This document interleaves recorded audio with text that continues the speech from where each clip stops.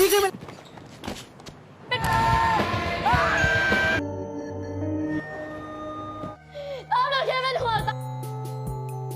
Halo guys, kali ini membahas film yang bisa memberi kita motivasi kerja keras, pantang menyerah. Berjudul Top Secret The Billionaire. Sebuah kisah nyata pengusaha camilan rumput laut asal Thailand yang sukses menjadi miliarder di usia muda bernama Top Itipat. Mungkin kalian pernah makan snacknya karena dipasarkan di Indonesia juga. Namun untuk mewujudkan kesuksesannya itu nggak segampang membalikan telapak tangan. Banyak kegagalan, kesedihan yang harus dilalui. Cocok banget untuk kalian yang sedang merintis usaha dan untuk yang sering gagal, biar ada motivasi untuk bangkit. Lalu bagaimana kisahnya? Ikuti dulu pesan-pesan berikut ini.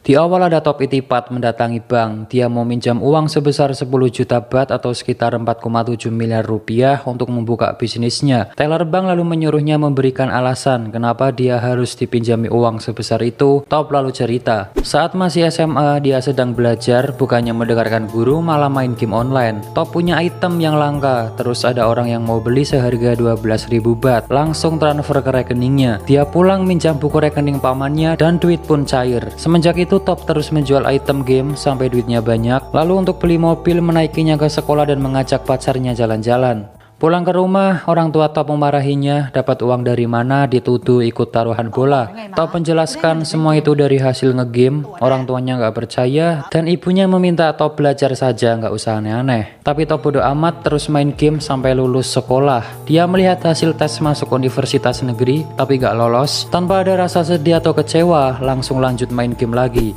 Singkatnya dia beli PS dan DVD player. Pulang ke rumah, orang tuanya memarahi Top karena nggak lolos tes masuk PTN. Tapi Top meyakinkan orang tuanya masuk PTS nggak apa-apa, sama aja. Ayahnya marah karena cuma ingin Top kuliah di PTN, karena di PTS itu biayanya mahal guys. Ayah ibunya pun berdebat masalah keuangan untuk nanti kuliah Top. Top di kamar melihat sisa tabungannya menipis dan akun gamenya juga keblokir karena kedeteksi untuk komersil. Dia bingung lalu melihat DVD player yang tadi dibeli. Top kemudian kembali ke toko untuk membeli banyak DVD player. Dia menawarnya sampai deal dan nanti akan dijual kembali. Di rumah, Top menunjukkan DVD player ke Pak Aman dan ibunya, tapi saat dinyalakan ternyata itu barang rusak guys.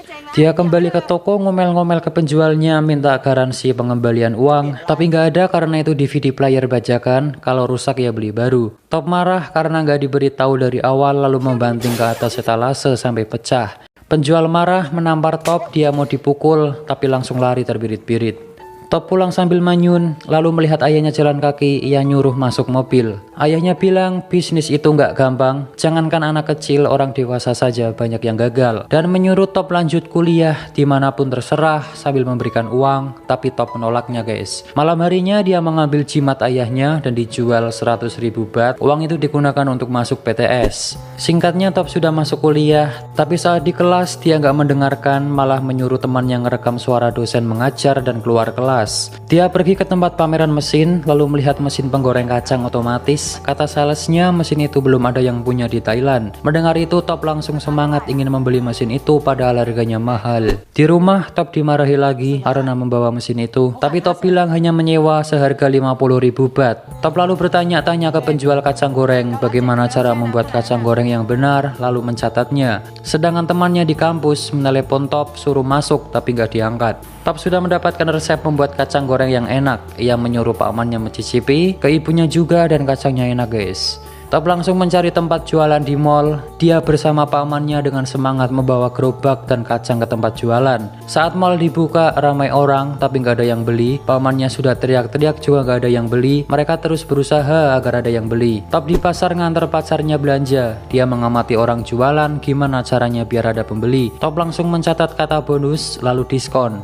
Saat ngobrol dengan pacarnya, Pak Man Top menelepon bilang dagangannya nggak laku. Sudah melakukan apapun tapi tetap nggak ada yang beli. Saat menunggu pacarnya di depan toilet, Top melihat orang minta sumbangan dan di situ banyak yang memberi. Dia langsung berpikir, ternyata tempat juga berpengaruh agar ramai yang datang. Top langsung meminta pindah tempat karena sebelumnya banyak saingan. Dia pun boleh pindah di pintu masuk mall. Saat di kelas sedang ujian, dia kebingungan mengerjakan soal. Lalu teleponnya berbunyi, Top langsung mengambil HP-nya dan minta izin ke ke pengawas untuk mengangkat. Tapi nggak boleh, nanti bisa dianggap berbuat curang, lebih baik dimatikan. Tanpa pikir panjang, dia langsung keluar kelas memilih mengangkat teleponnya daripada ikut ujian. Ternyata pamannya yang nelpon bilang dagangannya laris. Top langsung membawa kacang lagi. Benar saja, ramai pembeli sampai kekurangan kacang. Top lalu bilang ke pamannya akan buka cabang lagi. Dia buka cabang dan sudah punya karyawan guys. Saat itu juga pacar Top datang bilang intinya kuliah dulu baru nanti kerja demi masa depan kita. Tapi Top cuma diem. Besoknya Top masih bandel gak masuk kuliah dan ditelepon temannya dia dipanggil dosen karena terancam mau dikeluarkan. Tapi Top gak ngurus, dia tetap jualan. Di tempat jualan Top dimarahi pemilik mall karena asap dagangannya itu mengotori plafon. Dia diancam akan dibatalkan kontraknya. Tapi Top berjanji akan mengecat ulang plafon. Lalu dia diberikan syarat besok harus selesai. Kalau enggak kontrak batal. Top langsung ngecat ulang plafon dibantu pamannya. Tapi pengunjung merasa terganggu. Dia kembali dimarahi dan disuruh malam saja ngecatnya. Malam harinya Top kembali ngecat, sekarang dibantu ibunya. Satpam datang bilang mall mau ditutup. Top bilang sedikit lagi. Si satpam masih nggak boleh, sudah waktunya tutup nanti bisa kena sanksi. Top langsung ngambil uang untuk nyuap si satpam. Satpam menatap ibu Top dan menyuruh anaknya diajari kejujuran serta tanggung jawab. Uang dikembalikan lalu menyuruhnya segera pergi. Top jalan keluar sambil marah karena target pekerjaannya gak tercapai. Ibunya pun menenangkan sambil bilang ikut saja ibu ke Cina. Karena orang tuanya Top mau pindah ke Cina dan mulai hidup baru guys. Mendengar itu Top tambah marah karena gak diajak bicara sebelumnya. Top bilang nanti pasti bisa, cuma butuh waktu untuk bangkit. Ibunya nangis dan Top kembali meyakinkan akan berusaha keras untuk membantu keluarga. Besoknya Top foto untuk paspor tapi dia nggak fokus, melamun, dan saat mau difoto dia milih pergi. Dia menemui orang tuanya, bilang nggak bisa ikut ke Cina. Mau tetap di sini, akan bekerja keras dan berjanji akan mengembalikan orang tuanya ke Thailand. Dia pamitan sama ibunya dan ayah Top berkata, kita harus mengawali semuanya, jaga diri baik-baik, ayah sayang kamu, lalu pergi. Top langsung semangat bergegas kembali ke mall untuk mengecat plafon. Tapi Top dihadapkan kabar buruk lagi guys, beberapa dagangannya dihentikan karena masalah yang sama. Di rumah Top termenung pusing, di depan ada tetangga yang gosip, ia ke gerbang ternyata ada surat pemberitahuan penyitaan rumah. Surat diambil dan dibuang. Saat jalan Top bertemu pacarnya sambil marah mendorong Top sampai jatuh. Dia marah karena Top gak pernah menghubunginya lagi. Top langsung meluk pacarnya. Di dalam mobil Top curhat masalah dagangannya dan si pacar mengajak dia kembali kuliah karena SMA saja nggak cukup katanya. Si pacar lalu memberikan rumput laut kering yang belinya itu jauh, belum banyak dijual di sekitar. Top lalu memakannya, terasa enak dan langsung punya ide. Dia menemui profesor ahli pangan, menanyakan gimana caranya agar rumput laut tetap kering dan gak basi. Dia pun diajari pengemasan yang baik, pakai mesin vakum sehingga oksigen keluar dan lain-lain. Top lalu menjual mesin goreng kacang otomatis dan membeli banyak rumput laut mentah. Rumput laut coba digoreng tapi gak enak, terus dicoba tapi masih tetap pahit, sampai habis banyak tapi tetap belum enak juga. Top lalu menjual komputernya untuk tambahan modal. Pamannya bilang, susulah ibumu, kamu sudah habis banyak uang tapi belum menghasilkan apa-apa. Tapi Top gak menyerah dan bilang, kita harus terus berusaha, kita harus yakin akan berhasil, itu sudah jadi pilihanku, kita akan sukses. Jika kita sudah mulai tidak boleh menyerah. Pamannya pun hanya ngangguk. Top ditelepon pacarnya untuk daftar kuliah. Dia mencoba tes masuk kuliah lagi guys. Malam harinya Top pulang, hujan besar, membawa masuk rumput laut mentah. Saat di dalam merasa ada yang aneh. Top memanggil pamannya tapi nggak ada jawaban. Dia pergi ke belakang dan ternyata pamannya sudah tergeletak bersimbah darah. Top langsung membawa pamannya pergi dan rumput lautnya kehujanan guys. Di rumah sakit Top bersedih karena satu-satunya orang yang selalu membantunya nggak sadarkan diri.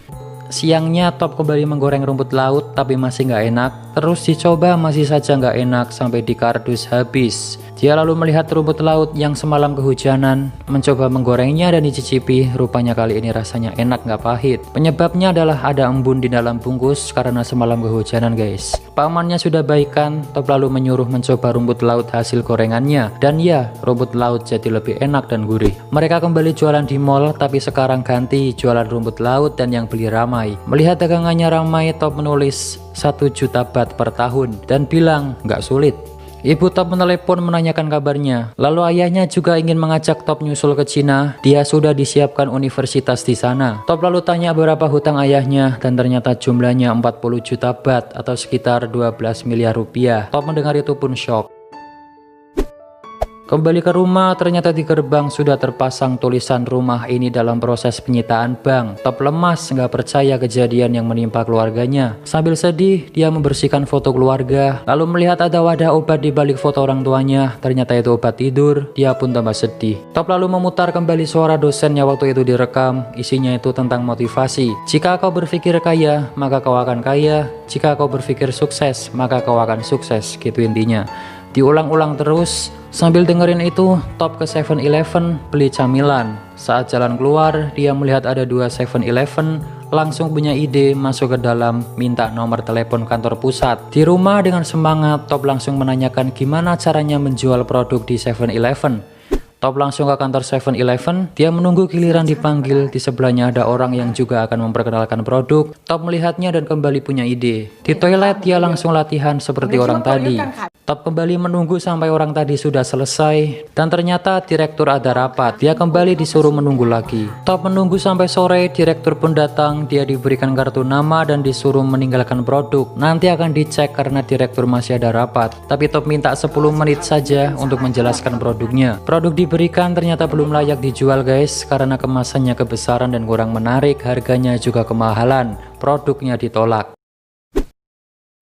Top kembali ke rumah sambil lesu, ada pacarnya menunggu. Dia marah karena waktu itu Top cuma daftar kuliah tapi aslinya nggak masuk. Pacarnya pun menasihatinya harus kuliah, itu keinginan orang tua. Jadi pacarnya ini sangat ingin Top kuliah, kalau nggak kuliah nggak akan sukses gitu intinya guys. Si pacar juga bilang jika butuh uang dia bisa minta orang tuanya untuk bantu. Karena Top ini orangnya nggak suka minta-minta, dia pun marah lalu masuk, kunci gerbang dan meninggalkan pacarnya. Dia pun nangis. Malam harinya Top lusuh lemas, tidur di samping pamannya sambil nangis dan curhat. Dirinya begitu brengsek, pacarnya sungguh mencintai dan mengkhawatirkannya, tapi Top malah membuat kecewa. Pamannya pun menenangkannya. Esok harinya dia masih nggak menyerah, langsung pergi ke tempat cetak kemasan, menyuruh membuatkan desain yang bagus untuk produknya. Dia minta nama produk diganti yang bagus, tapi kata si pria, nama produknya sudah bagus, Tao Kai Noi, artinya pengusaha muda. Singkat cerita, produknya sudah jadi sesuai omongan direktur dan kembali ke kantor 7-Eleven. Tapi ternyata direktur jadwalnya sangat padat. Top nggak apa-apa, dia akan menunggu.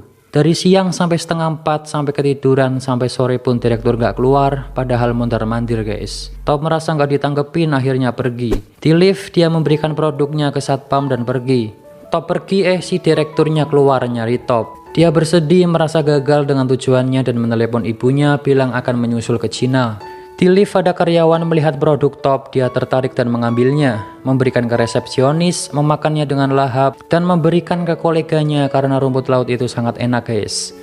Ibunya Top bilang, ibu akan selalu mendukung Top, jangan menyerah, kamu akan memiliki masa depan yang indah. Si direktur masuk ke lift dan lihat produk Top sisa 1, dia sepertinya tertarik. Top dipanggil ke kantor guys, produknya diterima tapi ada syaratnya. Dia harus membuat 72.000 bungkus dan mengirimkannya ke 6.000 cabang 7-Eleven. Juga harus dicek kebersihan pabrik tempat produksi. Jika syarat terpenuhi, produknya diterima sepenuhnya. Top pun setuju. Di rumah dia kebingungan gimana caranya bikin 72.000 bungkus dan di mana dia harus menunjukkan pabriknya, sedangkan dia nggak punya pabrik. Nah kembali ke awal tadi guys, ternyata dia ke bank mau pinjam uang 10 juta baht itu buat bikin pabrik dan rekrut karyawan. Teller bank melihat dokumen Top, ternyata umurnya masih 19 tahun. Top dipuji masih muda, sangat bersemangat, bagus. Tapi bank gak bisa meminjamkan uang karena belum cukup umur. Dan keluarga Top juga punya hutang 40 juta baht, dia pun cuma diem. Di mobil Top sedih, lalu menyalakan musik dengan keras dan teriak kencang di dalam. Top kemudian menjual mobilnya dan memutuskan untuk terbang ke Cina menyusul orang tuanya. Di bis, dia melihat tiket pesawat. Langsung memukul gembok ruko lalu membuka pintu. Ternyata Top masih nggak nyerah guys. Dia ke toko bekas orang tuanya yang dalam proses penyitaan bank. Di tempat itu, dia akan mendirikan pabrik. Dengan hasil uang jual mobil dan tabungannya, dia gunakan untuk modal usaha. Saat di stasiun mau masuk ke kereta, Top melihat pacarnya sedang asik dengan teman. Kereta datang, ternyata dia sudah gandengan tangan sama cowok lain. Top hanya dia memandanginya sampai nggak ingat mau masuk kereta. Kembali ke pabrik, Top sudah merekrut karyawan dan sedang menyiapkan pabrik untuk inspeksi. Pabriknya dinamai Tao Kai Noi. Direktur datang bersama orang yang ngecek kelayakan pabrik. Pabriknya dicek dan si Pakman menyuruh Top nyogok saja agar disetujui. Tapi dia menolak karena nggak mau ibunya dikatain lagi nggak mengajarkan anaknya kejujuran. Pabrik dicek ke dalam dari lampu, penggorengan, pengemasan, dan lain-lain. Selesai mengecek, direktur mengatakan pabrik belum sesuai standar. Masih banyak kekurangan seperti lampu yang nggak ada tutupnya, itu bisa ada debu jatuh ke makanan. Wastafel harusnya pakai keran di kaki, lalu saluran air belum benar. Alkohol yang digunakan bukan untuk cuci tangan tapi itu untuk luka dan lain-lain. Top pun berjanji akan memperbaiki semuanya. Direktur pun akan merundingkan dan memutuskan nanti hasilnya dikirim lewat faksimiil. Saat mau pergi, pamannya menyuruh disuap saja biar keterima. Top mau memberikan amplop itu tapi langsung pura-pura memberi salam. Singkatnya semua sudah diperbaiki, dari pekerja, rumput laut, lampu, wastafel, pengemasan, dan lain-lain. Mesin faksimiil pun berbunyi dan itu surat dari kantor, tapi suratnya nggak sempurna karena printer habis tintanya. Dia pun menerawang keluar, dilihat-lihat, diterawang-terawang, diraba, ada tulisan gede sendiri terlihat, disetujui. Melihat itu Top pun senang. Target 72.000 bungkus sudah terpenuhi, semua orang bergegas memasukkan ke truk untuk dikirim ke distributor. Top langsung memeluk pakmannya dan berterima kasih sambil bilang sudah menghabiskan apapun yang dimiliki. Jika ini gagal, kita nggak punya apa-apa lagi. Top akan kuliah dan nggak keras kepala lagi. Dia langsung bergegas masuk truk. Sampailah di gudang penyimpanan. Dengan semangat Top menemui kepala gudang, tapi ternyata sudah telat sejam, nggak boleh masuk guys. Top memohon cuma terlambat sebentar, tapi masih nggak boleh. Top sangat memohon karena nasibnya bergantung pada produk itu. Kepala gudang melihatnya, merasa kasihan, akhirnya diperbolehkan masuk. Dia pun sangat senang, saking bersemangatnya sampai mimisan guys. Produk rumput lautnya pun akhirnya dimasukkan. Top lalu nelpon orang tuanya, dia minta maaf dan bilang ayah ibunya nanti bisa kembali pulang. Dia pun nangis. Dijelaskan 2 tahun setelah kerja sama dengan 7-Eleven, Top bisa melunasi hutang ayahnya 40 juta baht dan bisa kembali menempati rumah bersama orang tuanya.